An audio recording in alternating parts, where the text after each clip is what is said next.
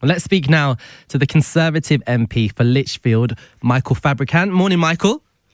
Good morning, Rakeem. How are you? I'm good. The question is, how are you with all of this reshuffling news? Well, my head is spinning, I don't mind telling you. And what a surprise about David Cameron coming back. Though, actually, Chris Mason, who, of course, is the BBC's national political editor, was saying that he believes that that decision was made a week ago. So, actually, long before all the controversy over what Suella Braverman said about the Metropolitan Police, which is very interesting. So MPs like yourself weren't being told anything about this? Oh, no, we never are. I mean, neither are cabinet ministers either. A reshuffle is always done in very, very secret conditions, and it's normally just the Prime Minister, the Chief Whip, and his political secretary who make that decision, and then everybody else finds out on the day. Well, Michael, I want to David Cameron, it seems. Well, I want to ask you a question, and can you be can you be honest? I'm always honest, Rakeem. That's why you have me on. What do you think of David Cameron? Well, it's complicated, as they say in all the best relationships. I think that David Cameron, first of all, the good side, I think David Cameron will be very respected. He is very respected on the world stage. So he's a good choice, in a way, as Foreign Secretary, because other foreign secretaries around the world know him, and he gives considerable heft, if you like, to that role. He is a very, very serious player. Whether it was the right decision to choose him now is a different matter. I think a lot of people might say it's a little bit back to the future, if you know what I mean. He was Prime Minister from 2010 to 2016. Some people will think, well, look, he campaigned for Remain when most of the West Midlands vote for Leave. Now, I gather that David Cameron now feels that now we've left, it actually is working out rather well because we're not in recession. With France and Germany in deep recession at the moment. So I think he's beginning to see the error of his ways. But yeah, I'm not totally sure that it's a good look going back all those years. But, as I said, as far as overseas people are concerned, it's the right choice. And what about you personally? How did you find him as a colleague?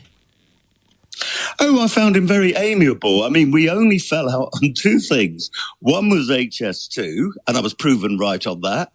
And the other one was on Brexit. But mind you, my best friend is Andy Street, the mayor. And we don't agree on HS2 and Brexit either. So there you go.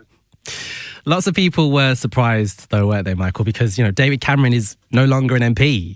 He will now sit in the House of Lords. How unusual is it for someone who's from the House of Lords to then be appointed to one of the great offices of the state? Well, constitutionally, it's not that unusual. I mean, Lord Carrington was the Foreign Secretary way back when we had the Falklands War, and Margaret Thatcher was the Prime Minister. More recently, Peter Mandelson, when he went into the Lords, was brought back by Tony Blair. But, and this is a big but, both I and the Speaker are not very happy about it because, you see, if you're a member of the House of Lords, you can't appear in the House of Commons. So that means, for example, that, yes, he can be called as a witness, so you can't compel him as a witness to a select committee. So the Foreign Affairs Select Committee can interview David Cameron. But when it comes to statements, urgent questions, or indeed Foreign Office questions, which happen every 3 or 4 weeks in the House of Commons, he won't be allowed to be there. So we can't question him. And let's be honest, the House of Commons is the democratically elected house, not the House of Lords. So constitutionally, yes, it's possible, but it's not a good idea. And in fact, the Speaker made a statement about that yesterday, and I think he was right. That's very interesting. Is that a tactical move, do you think? No, I don't think so. I think that I gather that William Hague suggested to Rishi Sunak that maybe he'd like to have David Cameron in the cabinet, mainly because he is a heavyweight. I mean, he actually will provide the cabinet with, as I said earlier, real heft, real sort of gravitas and will, as we go towards a general election, that will be helpful. But constitutionally, I don't like it. I don't like the fact that you've got a foreign secretary who can't be questioned by members of parliament in the House of Commons. There's no mechanism for it. Of course, what we could do is change standing orders, but my gosh, that would be a major constitutional change, and I'm not sure if that'll happen. If it does happen, it'll be the first time someone from the House of Lords has been allowed into the House of Commons, and I don't think it will happen. We're talking of changes. At the Tory party conference only a few weeks ago, the Prime Minister, Rishi Sunak, he seemed very critical of previous leaders of your party. I'm assuming that would include David Cameron. Can we really believe then that he wants David Cameron in his cabinet? Oh, I don't think he meant David Cameron. I honestly don't. I think he was talking about Liz Truss and I'm losing track of leaders, actually. But I don't think he was talking about David Cameron. Oh, and Boris Johnson, of course, yeah.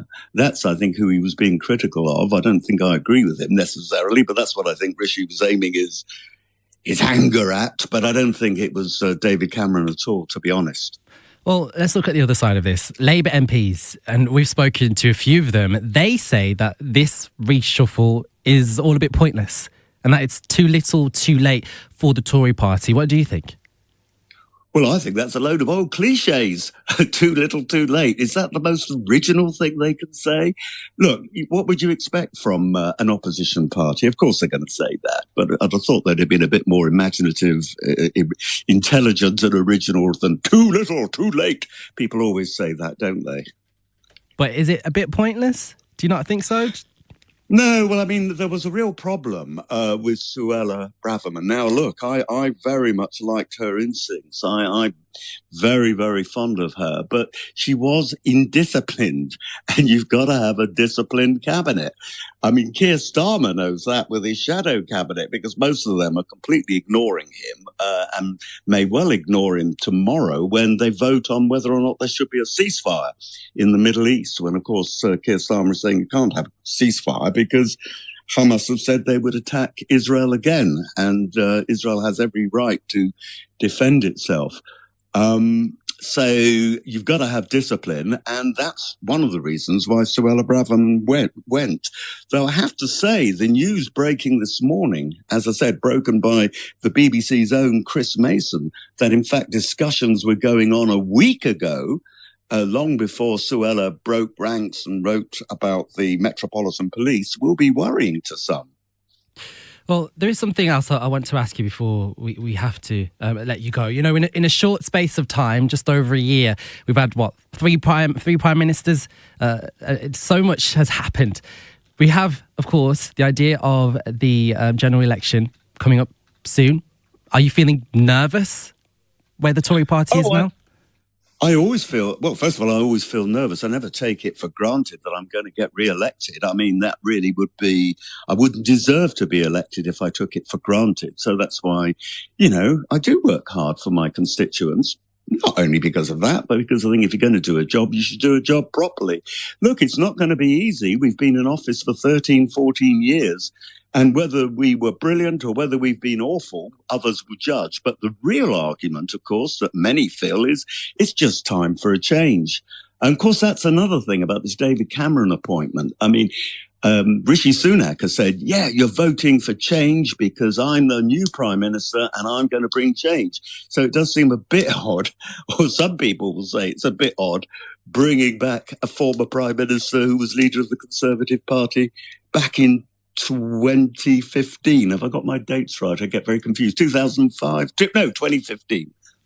Yeah. 2005 he came in, wasn't it? And he got re-elected in 2010. Yeah. Yes, that's right. Well, if this is going to... Very confusing. It's too early in the morning, Rakeem. Far too early. I don't know how you do it, really. I don't know how I do it either, Michael. But I want to thank you for joining me on the show this morning. Michael, thank you so much for your time.